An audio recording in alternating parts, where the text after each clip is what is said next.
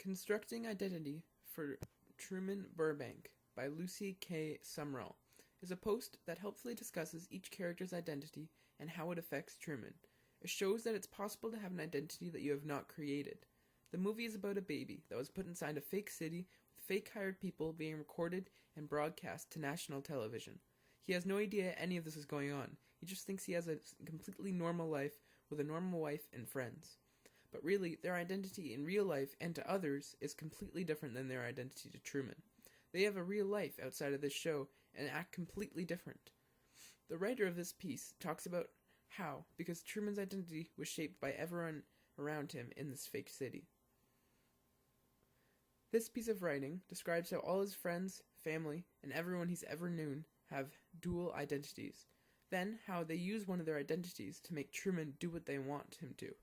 Truman is oblivious to all of this and allows himself to be controlled by the people around him, not knowing that he has no part in creating his own identity. Ever since birth, he's been surrounded by lies. People telling him things aren't true. They even made him think his dad, not his real dad, was dead, and that it was Truman's fault. This specific point is crucial to both my writing and the plot, because of how it was done.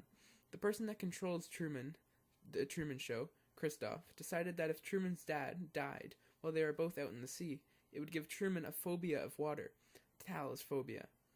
This author touches on this by saying, if Christoph's decision to create a situation in which Truman will almost certainly feel open water instills a fear that is falsely part of his identity, can anything that is beyond the control of us as humans be considered a part of shaping our identity?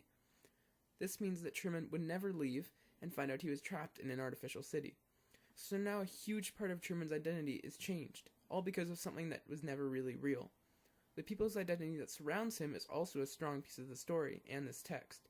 They are the ones that create Truman to be either a nice guy or a mean guy, polite or rude, sporty or nerdy. By the end of the film, Truman finally escapes from this fake city, which begs the question, as the author puts it, what will Truman's new identity look like? Since he was shaped into the person he was in this city, will he continue with that persona, or try to find out who he really is when surrounded by normal people, not actors? But I'm getting a little too deep into the psychological side of this. To put it plainly, Truman's identity is challenged the minute he steps out of the city, because the city is his identity. The people, the places, his everyday tasks, they're all made for him and around him.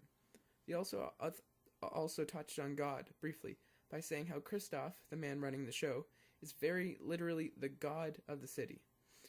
So can someone's identity be changed by someone who is not seen? Most people would say yes, because they have allowed God to become part of their identity. However, another question the author puts forth, can anything that is beyond the control of us as humans be considered a part of shaping our identity? I think that's a question that I'm not yet ready to answer, and a question that may not be answerable. Finally, this movie causes you to think about how someone could have an identity that they have not created and instead is created by the people around him, allowing him to base all of his actions off of what they're doing, and creating someone that is just a culmination of others. It's clear that it's possible for someone to have an identity that they don't know about, but then, who is he?